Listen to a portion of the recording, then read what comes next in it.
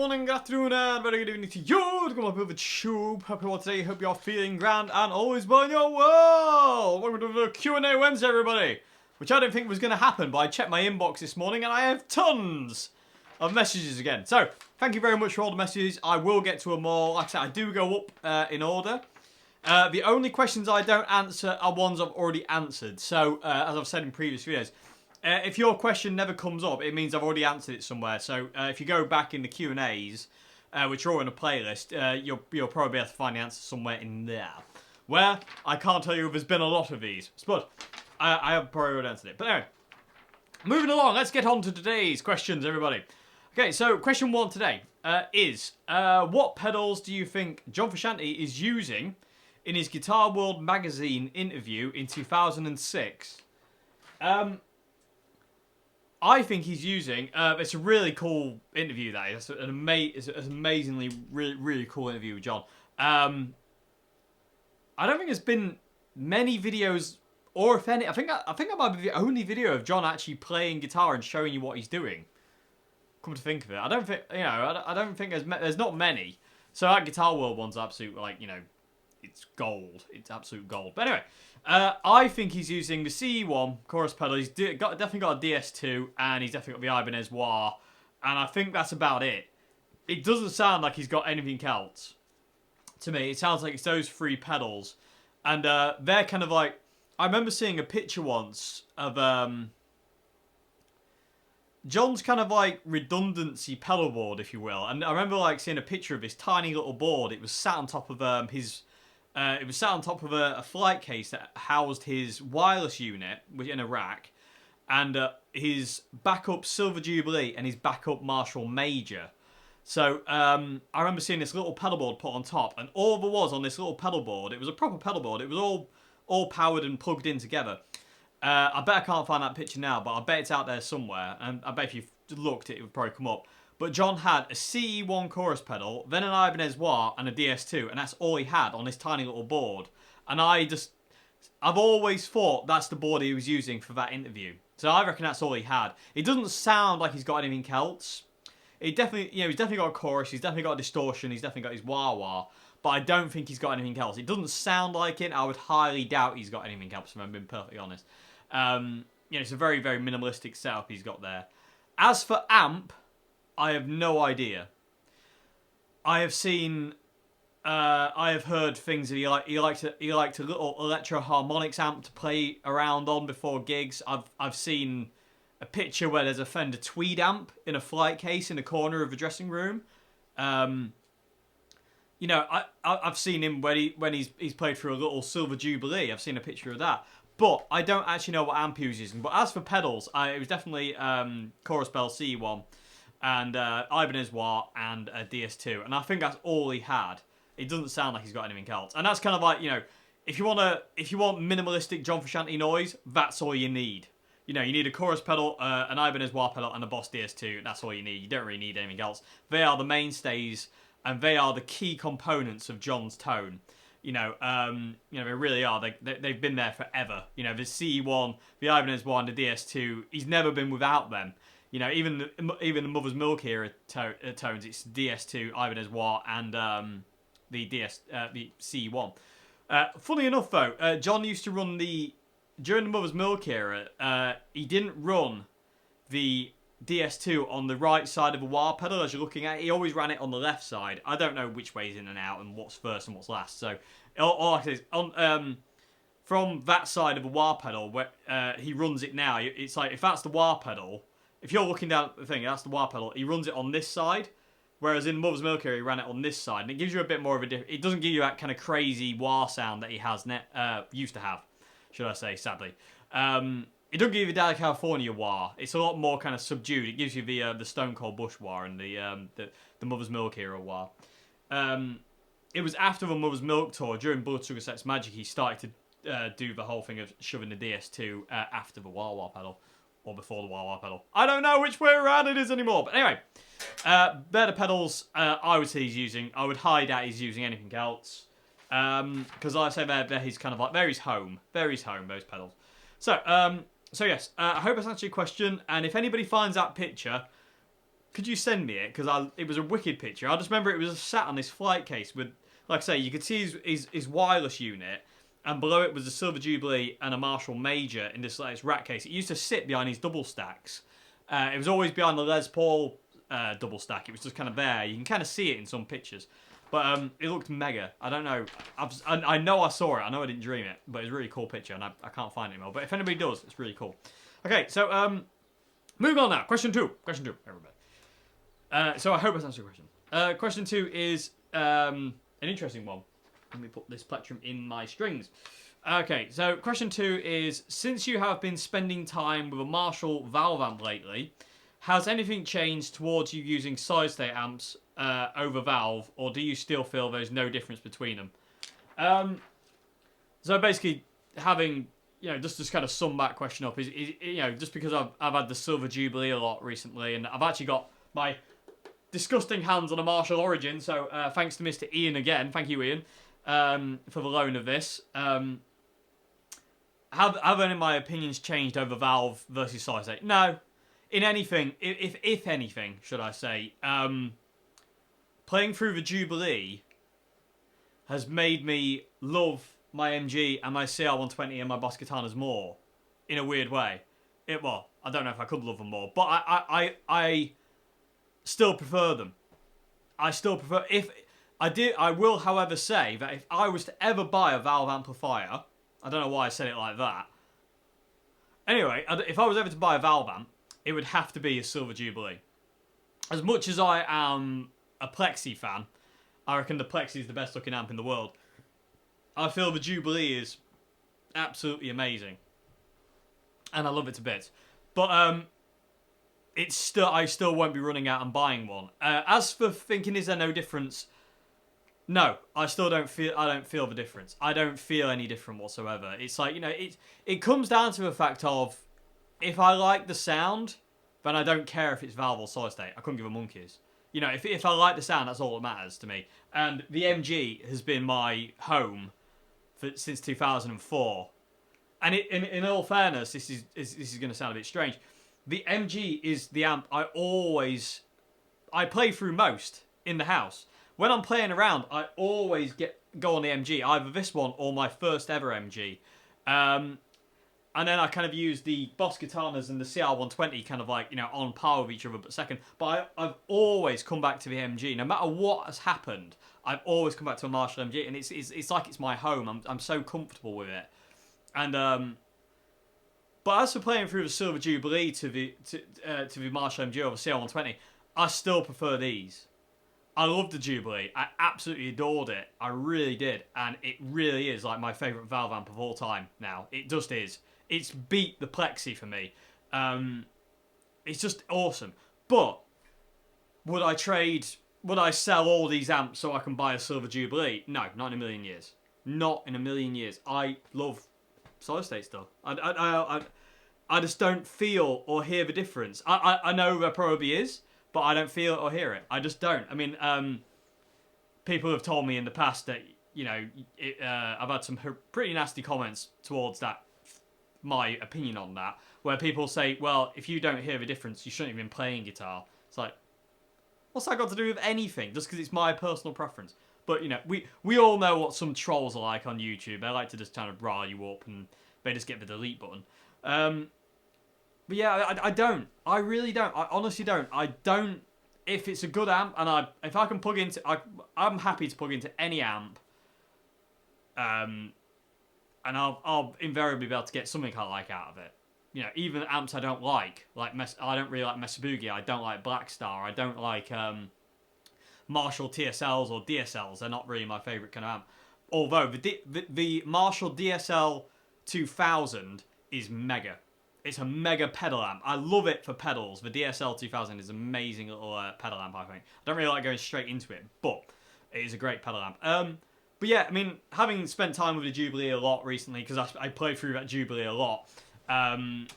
So sorry, Ian, if your valves die next week. I did use it a lot. Yeah, I'm still the same thing. It's like, the MG's my home, the CR120's my home, the Boss Katana's my home. even the Fender Champion, which I absolutely adore, I used it for a gig the other night because I wanted to know how it held up in a gig situation. We were in a massive sports hall doing a gig, and I was only using channel 2 on the Champion, and I had the master volume on about somewhere between 9 and 10 o'clock, and it was so loud, and the sound was so good and consistent throughout the night. It just responded the way I wanted to. It did the dynamics I wanted to. When I wanted to go loud, it went loud. When I wanted to go quiet, it went quiet. And that's what the MG does, and the CR120 does, and the Katana do. Because people always say, oh, solid state, you don't get any dynamics with solid state. It's like, you do. Dynamics come from you. They don't come from the amplifier. Maybe that's not what people are talking about, but I've always kind of like been confused when people say, well, there's no dynamics in solid state. It's like, well, you can, depending on how you pick. You can get quite dynamic with stuff here.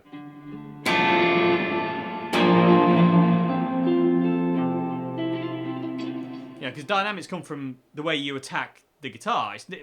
Dynamics do not come from the amplifier. The amplifier will only kick out what you put into it. It's like anything. What you put into something, that will come out of it. Same with kind of like learning things and stuff like that. But dynamics come from your hands and how you play. They don't come from the amplifier. The amp's just there to facilitate that ability to make your dynamic playing louder. You know what I mean? You can't play a guitar like at one level and the amplifier will go, oh, we're going into a quiet bit, I'll calm down a bit. The amp doesn't do that. It's not sentient. You're making it do what it does. This amp, these pedals and this guitar can't do anything unless I play it. If I just turn the volume up, we'll be waiting, till the end of days for it to do something on its own. It can't. I physically have to.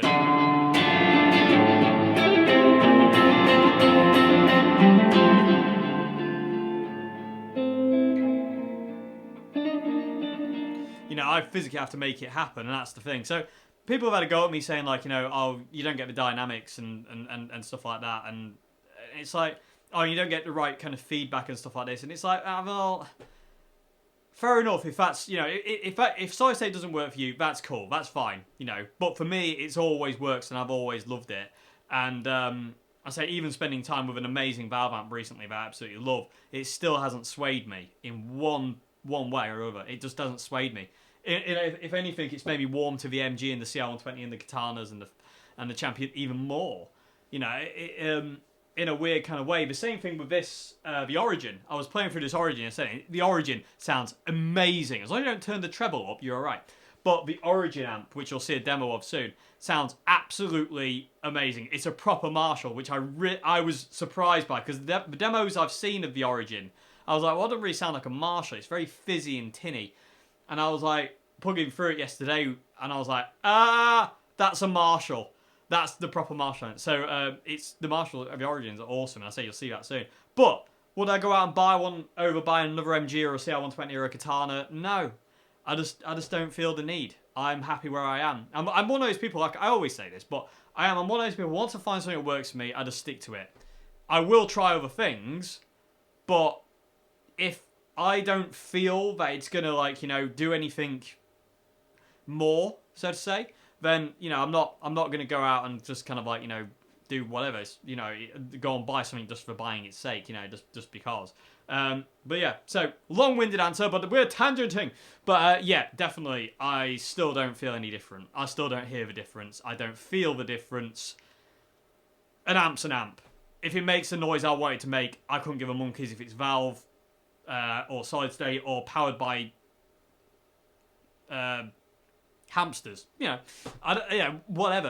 As long as it makes the sound I want and I'm comfortable with it, I don't really care. But I still wouldn't be trading in my solid states for a valve amp any day of the week. I just wouldn't. It's just that I just like, there's just something in these that Valve doesn't have for me. Well, Valve does have, but I don't feel the need to go that way. I don't know. It's confusing, but it's not, if that makes any sense. I literally don't give a monkeys. I'm happy where I am, and that's all that matters. I'm happy. As long as I'm happy, couldn't give a monkeys. Anyway, But yeah, it hasn't changed my opinion on, like, you know, oh, I've got to sell all my stuff and get a valve amp. I'm not. That hasn't happened. It would have to be. I don't know. That amp doesn't exist yet. The valve amp that would literally make me sell all my amps and get that doesn't exist, and it probably never will, because, like I say, I'm a very set and content person with what I've got, especially with the MG, you know, and the CL120 and the Katanas, and you know. I'm happy, you know, and that's all that matters. I don't feel the need to kind of like to be changing things up, if that's so to say. Anyway, they do what I want them to do, and that's all that matters to me. And they're consistent. Every time I turn them on, they sound the same, and I like that. But anyway, you know all that. I've waffled all about that for hours, and I need to move on because I've got more questions to do, and I won't get to them if I don't. So yeah, I hope that's answered your question. Do I still feel there's any difference between them? No, I don't. I don't hear it. I don't feel it. They're both the same to me. I just literally feel I honestly, I'll look you right in the eye. I feel and hear no difference. I really don't. It's just me. This is just my opinion. I'm not talking for everybody. I'm sure there is a difference, but for me, I don't hear it. I don't feel it. I can't see it. You know, when I play, I don't feel it under my fingers. I don't feel any difference whatsoever. I just hear a difference in sound. You know what I mean? Sometimes, but not all the time. You know. Anyway.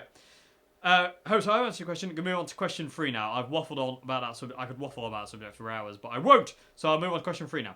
So question 3 is, what is your opinion on Tony Iommi's guitar playing, and what's your favourite heavy metal band? Tony Iommi is one of those guitarists that changed the course of guitar playing. You know, it's just big, fat, heavy riffs that came from him. What do I think his guitar playing is awesome. I really like his guitar. He's not a guitarist I listen to a lot. You know, he's not someone I would claim to say he's got like a big influence on me in my guitar playing or a hero of mine. But I respect the man no end. You know, and do I love his guitar playing? Absolutely. How could you not? You know, his guitar playing's amazing, and the early Black Sabbath riffs are just like, oh my god. Especially when you think it's like 1970 or 71, it's like, you know, things like that.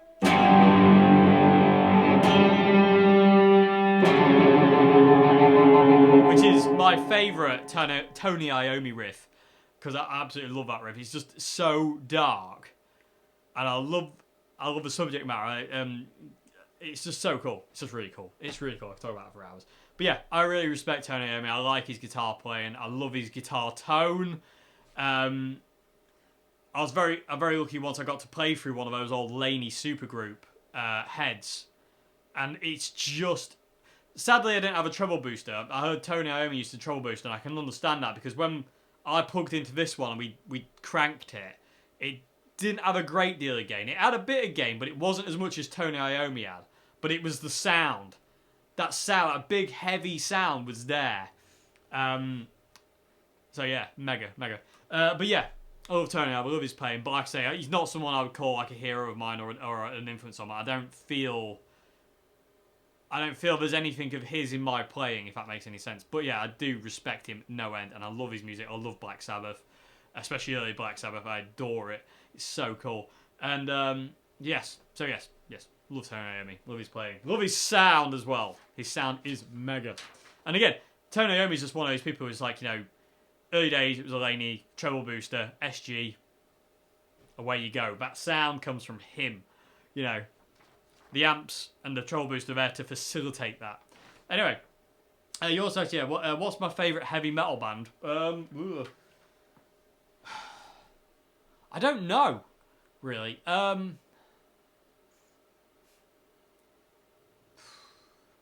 I don't know, because I don't really listen to metal anymore that much, really. I mean, I still listen to kind of like, I listen to like Devin Townsend and Metallica, and, I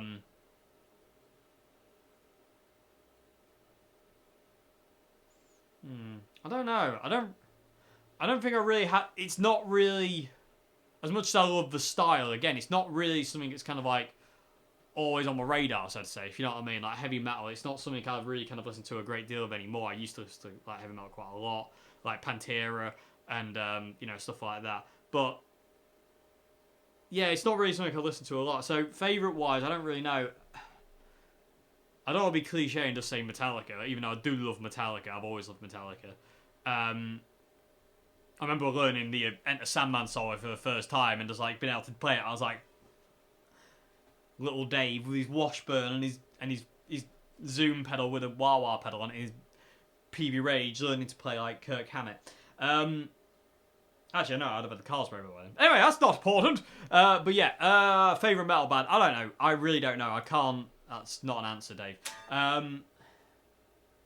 Yeah, I don't know, everybody. Sorry. Because I don't really listen to or play metal anymore. I do love Devin Townsend, but I suppose he's kind of more prog metal, which is a bit strange of a title. But you know, it's progressive metal. It's not just straight ahead. Like, yeah, these Strapping Young Lad days, I would say that's like really heavy metal, like Strapping Young Lad. But I don't really like Strapping Young Lad. I don't really get it. There's nothing in Strapping Young Lad that I like. It's a lot. I like the DTP and Casualties Are Cool and you know, that kind of stuff more than I do Strapping Young Lad. Strapping Young Lad is just heavy, and I just can't. It's a bit too heavy for me. It's a bit too brutal, and I don't really like it. Although there are some Strapping Young Lad songs I do like, but yeah. So I don't really know. I can't. I don't think I could pick one because, like I say, it's not really a style I'm kind of like I either really lean towards or really listen to that much. So yeah, sorry, not an answer. I do apologise immensely. It's just a terrible answer, but it's not even an answer, Dave. You ain't even answered that question. But yeah, I literally don't think I can answer that question because I don't really have a favourite heavy metal band. It's I like the genre and I like some of the bands in it, but I don't really have a favourite. It's not like, you know, who's your favourite blues guitarist? You know, it's like, you know, Jimi Hendrix and Peter Green. You know, it's not like that. And who's your favourite guitarist of all time? You know, John Frusciante. But it's not that. Because it's not a style that I kind of really play or listen to a great deal anymore. It's hard for me to pick, or even if I can, if I even have one, if you know what I mean. If that makes any sense. Probably doesn't, but I hope it does. But yeah, so sorry about that, but I hope I've answered the first part about Tony Iommi. Love Tony Iommi, love his sound. Like I say, he's not like what I would say a hero of mine, but I do absolutely love the man. He's so cool. Okay, so sorry about the last part, but I hope I answered the question okay. I'm going to move on to question 4 now, which has a lot of little sub-questions. So, question 4. Would you ever consider doing videos where you commentate on Red Hot Chili Peppers songs? Not a reaction video, just explaining what's going on as it happens. So, for instance, like, you know, watching a Red Hot Chili Peppers song like Californication or Danny California and explaining what John's doing at that point in time. I don't know. I've never thought of anything like that, if I'm being perfectly honest. I've never really thought of doing that. I don't really know. And I'm with copyright things getting out of control, I can't play Albatross anymore. I got my the last Peter Green video I did through the CR120 got copyright flagged because I played Albatross, and I got Albatross and Green Manalishi. I got flagged for 2 songs, so they've had to go on the blacklist. I've got like a mental list in my head of songs I can't play. I can't play any Led Zeppelin. You can get away with Led Zeppelin a bit, but you got to be careful. You got to play kind of obscure Led Zeppelin. You can kind of get away with Good Times, Bad Times if you're careful. But yeah, Albatross got flagged the other day, so I can't play Albatross anymore, and I'm absolutely gutted because I love playing Albatross, and that really guts me. And I say Green Manalishi as well, so I can't play Green Manalishi. They've obviously cottoned on to these things. It's the copyright police coming to get me. I don't know if you'll be able to hear that, but anyway. But yeah, well, it's not a reaction video, just explaining what's going on. I don't know. I'd have to think about that one. I'm not 100% sure on that one. I'm not sure how I would do it either, because I'm not very technically like wizardry with a computer. I'm pretty terrible at that kind of split screen. I have no idea how to do that split screen stuff. Split green. I don't know what that is. It sounds like some kind of bean. Would you like a split green for tea? Yes, please, mother. Good. Go and get your father. He's in the attic. The attic? The cellar, that's down there. Did you know about a cellar and that's an attic? Ha ha! Good gravy. My mind. Anyway, I don't know. I would have to think about that one. You also asked, are you going to buy the reissue of the Empyrean? I don't know. I'm a bit strapped for cash at this point in time, so probably not. And probably not anyway, just because I've got it on CD. And I listen to that a lot more than I would a record. And I don't ever feel the need just to own it on record just because. You know what I mean? It's not, again, it's not something I would be that. It's really cool. And would I like to own it? Yes. But I'm not about to kind of like just go out and buy it just because I want it on record. I've got my record player and everything, but probably not. No, most probably not. Like I said, I've got it on CD, and I'd probably just if the CD wore out, which it pretty much has. Excuse me. I'll just buy it again on the CD. I do love records, and I love vinyl records, but yeah, I don't know. I probably won't. No, I probably won't. I probably won't be interested in buying it. I'd be quite happy just to have it on CD. You know, like I have got. I've had it. I bought it the day it came out. I had it on Did I pre-order it, or did I just buy it the day it came out? I don't know. I could have pre-ordered it. I remember waiting for it. I don't know. Was there a pre-order on the Empyrean? Am I just making that up? I can't remember anymore. It's a long time ago. Anyway, but yeah, I probably won't end up buying reissue of the Empyrean. You also asked, why do you think John is re-releasing this? And I was like, I don't know.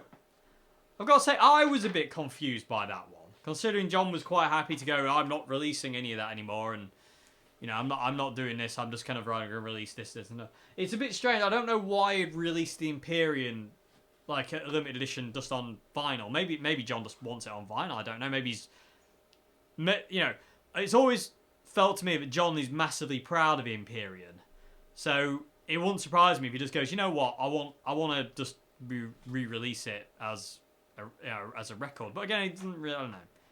Not knowing the man, I don't really know, but it seems a bit strange, but I don't know. I did think about that as well.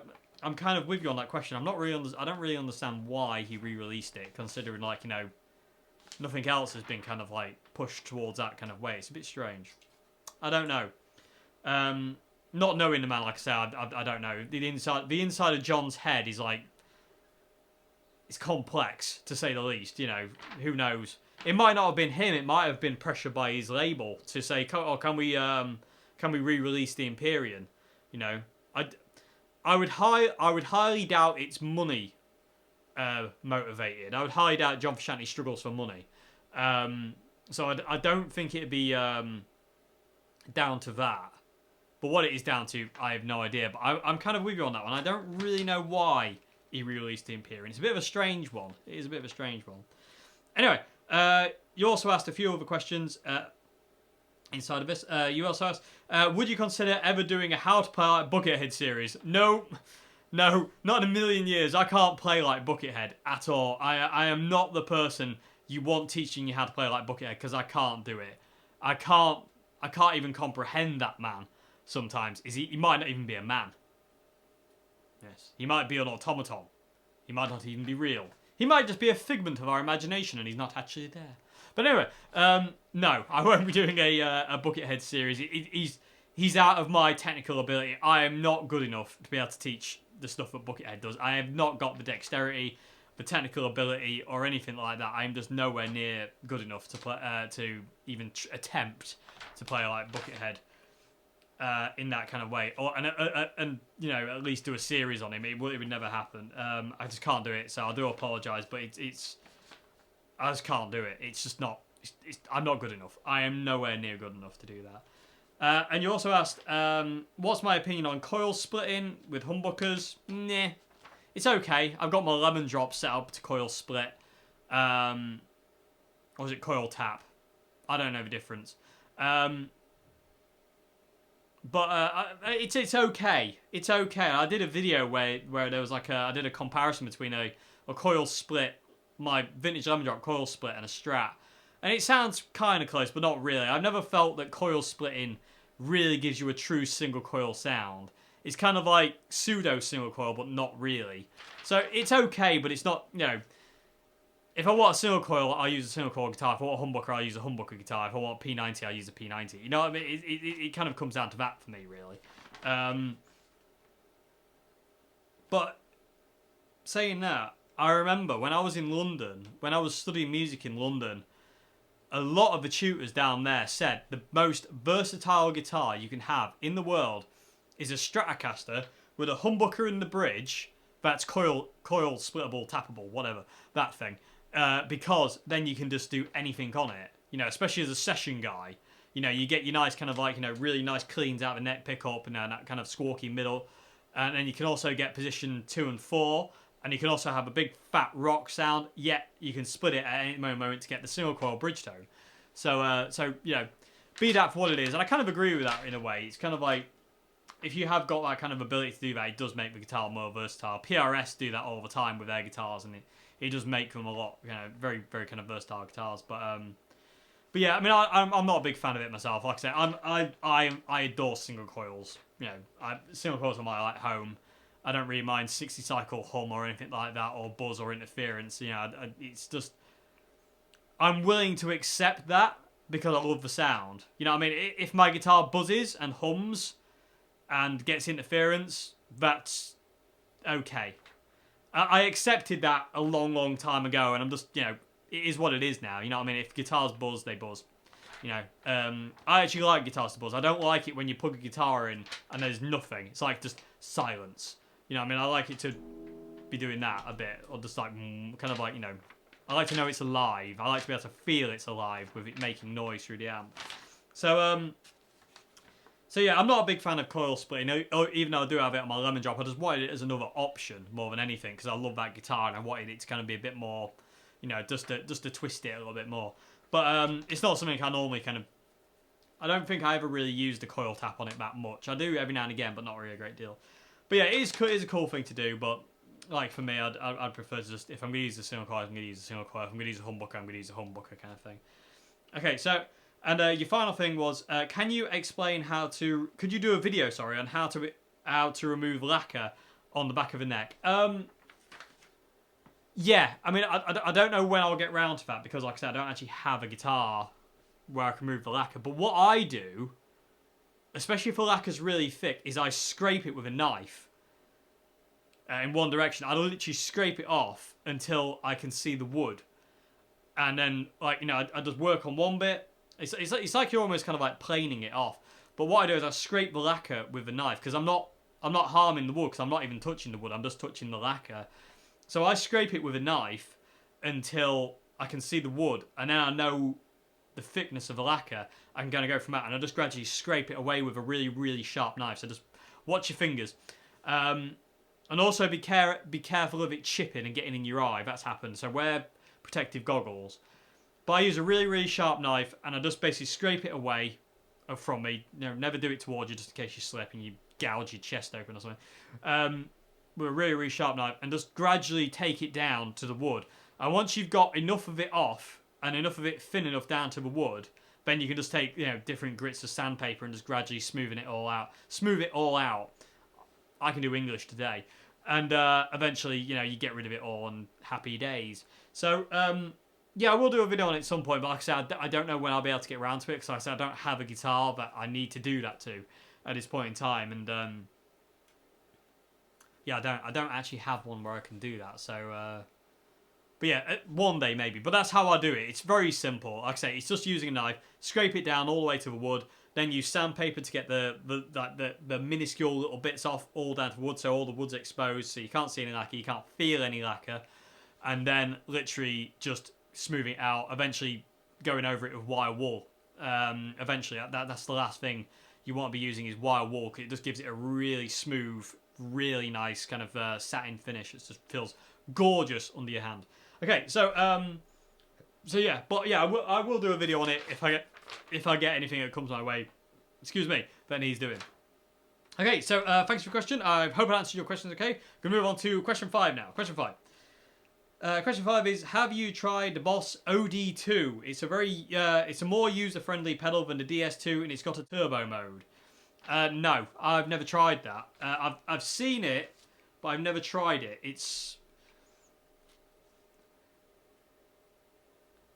I don't. Again, this is going to sound really silly and a bit weird, but I don't feel the need to try it, even though it's got a turbo mode. Because I've seen this, and some people have said to me before about the OD2 having a turbo mode and being more user friendly. I've had the DS2 for such a long period of time that, to me, I'm really comfortable with it. You know, what I mean, to me, it's more user friendly than going out and trying to like learn how to use a new pedal. If you know what I mean.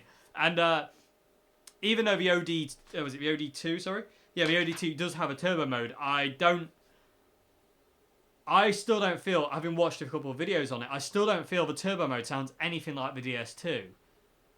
And because it's an overdrive, it doesn't have as much gain and distortion. It doesn't do that. There you are. Let me just turn the reverb down. It doesn't do that real singy thing where it just.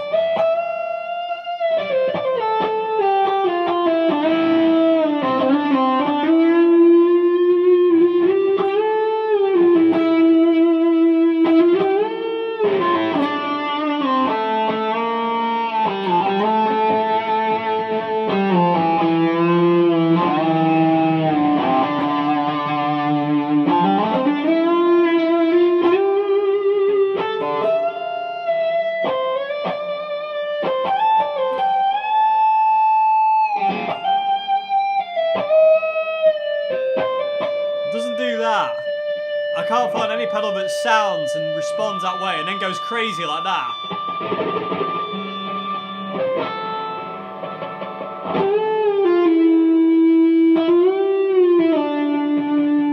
Because I always find the DS2 is so smooth and it's such a melancholy sounding pedal. It's so somber on that turbo mode. I've never heard of a pedal that does the DS2 thing. And I say, I don't doubt that, you know, the OD pedal is a lot more user friendly because, like I say, the DS2 does require a bit of pandering to. You got to pander to it a bit. You got, you know, it's a diva pedal, the DS2. So I totally get what you mean by that on that point because it is a proper diva pedal. It wants to see what it wants to see, and when you don't give it, it will rebel and go nah! And scream at you in the most horrific, horrible way. But once you understand the DS2 and you get used to its quirks and thingies, it's just gorgeous. Like, you know, the whole idea of having it, just turn it on when you need it, turn it off when you don't. So, like, if you want to do a little solo with it, and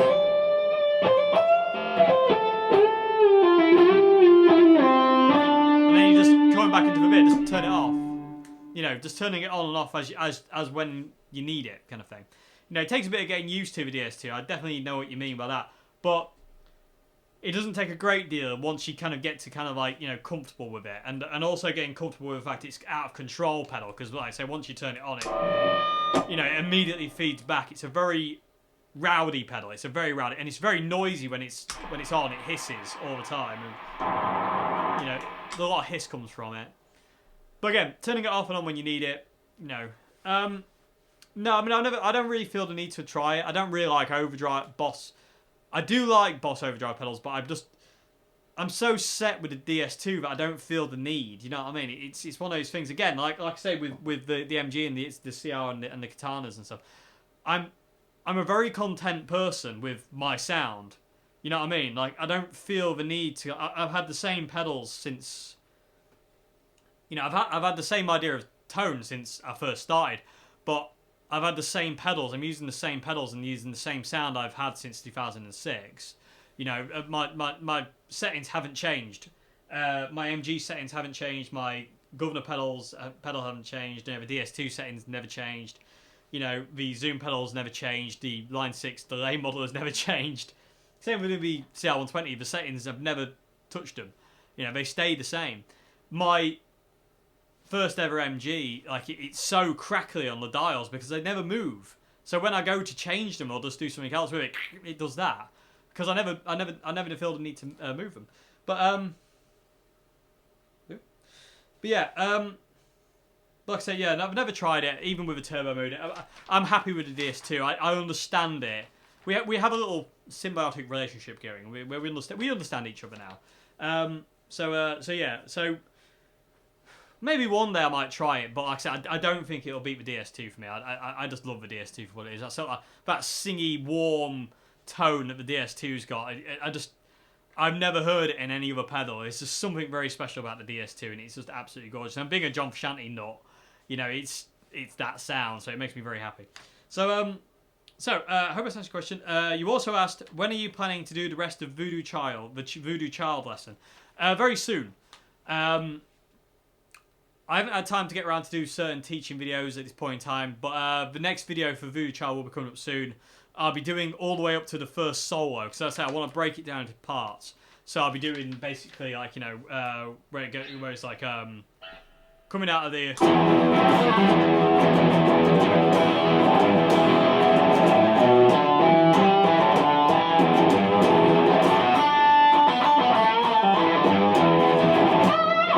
You know, I'll be teaching that bit all the way up to the solo where it's kind of... and I'll do the solo in a separate video. I don't know what's going on with my face then. Anyway, but yeah, I will be getting around to that soon. And other teaching videos as well. It's just, I haven't had time to do them at this point in time, sadly. I've had a lot... things just haven't been great, let's just put it that way. So I haven't really been in the right frame of mind for teaching. So I do apologise, but I will get to it very soon, I promise. Okay, so moving on. What time are we on? I can't see, but we're okay. So go. Final question, everybody. Question 6. I've got a really, really itchy nose all of a sudden. Okay, so final question today. Question 6 is. When going through a John Frusciante tone, do you keep a compressor on all the time, or does it depend on the era? Yeah, it depends on the era. If you're going for Blood Sugar Sex Magic tone, compressor all the time. Other than that, no. It's amp compression or overdrive compression. It's not an actual compressor pedal. It won't make the pedals respond the same way. So if you're going for that Blood Sugar Sex Magic album tone, my nose is driving me a bit crazy now. You want a compressor on all the time. But anything after that, you want compression that comes from your amp or a pedal. And like an overdrive pedal or a distortion pedal. Because it makes DS2s and wah-wah pedals and choruses respond differently to as it does in the Blood Sugar Sex Magic era, which is very clean, very snappy. So yeah, it depends on the era. I say compressor only really belongs in the Blood Sugar Sex Magic album, not Blood Sugar Sex Magic live. It belongs only on the album. If you're after that album kind of tone. Okay, so hope I answered that question. And then you also asked, what do you think to the Red Hot Chili Peppers song "Longest Wave" on The Getaway, and would you do a lesson on it? It's a good song, but it's not something I would be interested in doing. It doesn't. It sounds really bad. I know. I do apologise for this, but again, I can only speak from my opinion. I can only be honest. I don't want to be like saying yeah, it's great, and then just like inside going like I don't want to do that. You know what I mean? I've got to be honest. It still doesn't do anything for me. There is nothing in that song that makes me feel. Yeah, it's great. It feels good. Same as Dark Necessities. Dark Necessities feels good, and Return Red. I really like them, but it still doesn't do anything for me. It's just I just don't feel it. It's horrible. It's I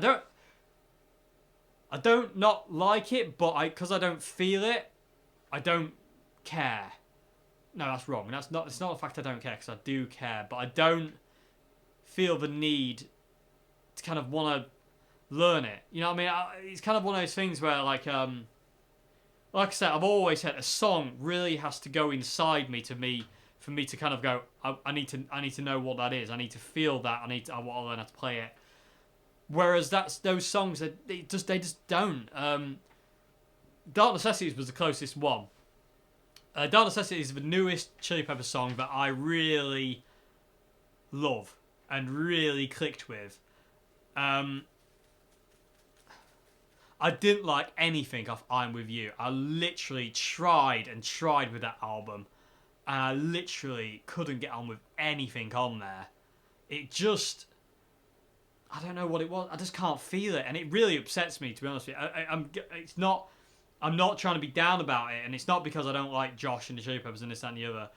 It's just that I just don't feel it. I don't feel the music. It's nothing to do with Josh or Flea or Anthony or Chad. It's nothing to do with that. It's just the fact of the songs, they don't appeal to me. You know, I don't feel them. If I can't feel them, I'm not going to listen to them. You know, I don't like to listen to music just because I like to listen to music for it so it can make me feel things. You know what I mean? That's what I love about music, is that ability to kind of like, you know, to conjure up certain kind of emotions in you. And when a song doesn't do it, I tune out from it very quickly. If I can't feel it, it doesn't really do much for me. It's sad. It's a very sad thing to say, but because I do, I've always loved the Chili Peppers, but like I say, I've got to be honest and I've got to be truthful. And like I say, it's not a song I would teach, no, because it's not a song I would ever learn. And it would be hard for me to learn it as well, because I'd be like, I don't want to do this. And because I didn't want to learn it, I'd probably be like, oh well, I don't feel like I'm going through the motions of teaching it or learning it, and then I'd feel like I wasn't being honest and genuine, and then I'd feel like, well, there's no point. If you're not going to be honest and you're not going to be genuine, you're not going to be like, super enthusiastic about the song, then you don't want to be doing it. You know what I mean? So no, it's not something I'd be interested in teaching or learning. And yeah, it's a good song. It is a good song, but I can't. Like I said, I can't feel it. I have to feel it. I have to feel music for it to for me to love it. And I just don't love it. I'm so sorry to the people who do. And it really does. I don't like speaking bad of anything. I don't. It feels wrong. There's no point having a go at something for having a go at its sake. You know what I mean? But when it comes down to things like that, if I can't feel it and I don't feel I'd be genuine, I don't feel I'd be enthusiastic about it, and I just be like, well, it does this and this, and then it, and then it kind of does that. You know what I mean? If that's the way it was ever going to come out, which it wouldn't, I wouldn't be that half-arsed about it. But for me to get to actually learn it properly and really go inside it, it wouldn't feel right. I don't know if this makes any sense. It probably doesn't. I do apologise. It's not really an answer, and it's bugging me now because I can't think of the right words to articulate exactly what I want to say, and it's kind of upsetting me. Because I wish I could, in a way. You know what I mean? But I have to be. Music has to kind of like go inside and kind of excite me or stir me up or make me feel something or really get those emotions going for me to want to do anything with it. And like I say, just the new Chili Pepper stuff just doesn't do it for me. Like I say, the closest thing was Dark Necessities and We Turn Red. I really like We Turn Red, but I felt We Turn Red just like lost it in the end. It's like, it's great, and it's just kind of like, it's just going on. It felt like that to me, and again, this is only my opinion. This isn't, this isn't gospel or anything like that. This is just like me. This is the way I feel about it. But it just feels kind of like, it doesn't feel right. It doesn't feel right. That's the only thing I can keep coming back to. So so sorry about that. I really am sorry about that. But like I said, I don't want to do videos where I don't feel I'm fully invested in it. I don't want to be that person who's like, I'm not going to fake it, you know what I mean? Like, I'm overly excited, I love this thing, even though inside you're like, God, I can't stand this. You know what I mean? I'm not going to do that, because it's wrong. I'm lying to you, which is something I'm not going to do. I'm not going to do it. I'm not, I'm going to be honest, full stop, so yeah. But yeah, it is a good song. It's not something I'll teach. It's just not something that does anything for me. So I do apologise massively. I'm very sorry. That really upsets me, and it's really... sorry. That's all I can say is sorry. I say, okay, so I'm going to move on from that. Your final part of the question 6 was, what do you think to Gary Clarke Jr.? Okay, so end on a positive. Gary Clarke Jr. is awesome. I followed him a bit off and on. Again, he's like Tony Iommi to me. I respect him. I love listening to him play. I love his songs. I love his voice. I love his SG with the 24 frets and the 3 P90s. That's mega. He's not somebody who's an influence on me or a hero of mine, but I still love his music. And it just, again, his music, it just hits you in such a heavy, emotional way where you're just like, yes. Some songs, not so much for me. Some songs, yeah. I mean, yeah, he's just an awesome guitar player. And he's a proper, like, feel player. You know what I mean? You can feel everything he plays. Those notes, the bends he does. Like, sometimes the bend doesn't quite get there. And it's just like, oh, that's just so awesome. It's, I mean, there's so much feel to his playing. It's just gorgeous. So, Yeah, I love Gary Clarke Jnr. I think he's just an amazing player. He's one of those modern guitarists that's just like, you know, he's an inspiration. You know what I mean? Like, he's one of those guitarists like that. I think I really love his guitar playing. I love his tone. I just love the way he sings. I love the whole... It's proper good. It's, you know what I mean? It really is. But yeah, I really love it. And I say... It's just mega, absolutely mega. Yeah, awesome guitarist. Same as like Eric Gales, you know what I mean? It's like, yeah, scary guitarist, like, you know, crazy. But yeah, really do like Gary Clarke Jr. Anyway, yes, I hope I've answered your questions okay, everybody, apart from ones which I feel I've just totally ruined. But hopefully I've made some kind of sense to something, at least. I'm always afraid I'm just waffling on and making nonsense sometimes, and my brain likes to tell me, like, you know, you're not doing a very good job of this, Dave, you know that. So, but anyway, and that's when the fear comes in, you know, the fear from Metal Gear Solid. Anyway, moving along. Where am I? Yes, I don't know. Yes, I'm finishing the video. So yeah, hope you enjoyed this video, everybody, and I will see you again very soon for another one. I'll see you again on Friday for a guitar demo. And yeah, I will see you then. Have a great morning, afternoon, and good evening. Like I say, I hope I answered your questions okay. I hope you enjoyed this video, and I'll see you again very soon. Yes, goodbye now. Have a great morning, afternoon, good evening. Said that twice. I always say that twice, but it's twice for good luck. Goodbye now.